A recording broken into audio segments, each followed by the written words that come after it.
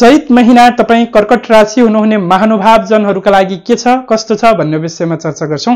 यदि तपाईं कर्कट राशिको हुनुहुन्छ भने यो समयमा केही अवसर प्राप्तिको समय पनि छ, केही कुराहरूमा च्यालेन्जिङ र कठिनाइको सामना गर्नुपर्ने स्थिति पनि देखिन्छ।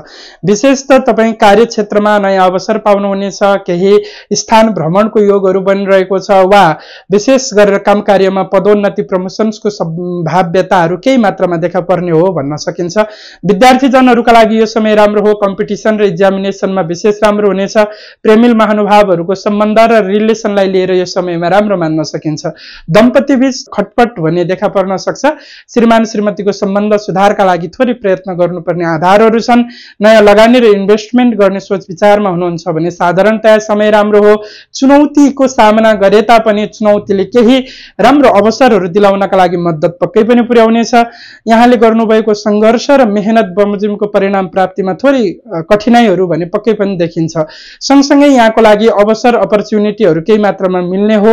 स्थानान्तरणको योगहरू वा अवसर प्राप्तिको योगहरू सँगसँगै तपाईंका लागि केही स्थान भ्रमण आदि कुराहरूको योगहरू यो समयमा बनिरहेको छ। सरकारी क्षेत्र वा निजी क्षेत्रमा अग्रसर रहनुहुने व्यक्तित्वहरूका लागि साधारण समय हो। नयाँ लगानीको सोच विचारमा हुनुहुन्छ भने सकेसम्म यो महिनामा भन्दा आगामी समयमा अलि बढी राम्रो मान्न सकिन्छ। विशेषतः एक्जामिनेसन र कम्पिटिसन सकारात्मक पूर्ण छ।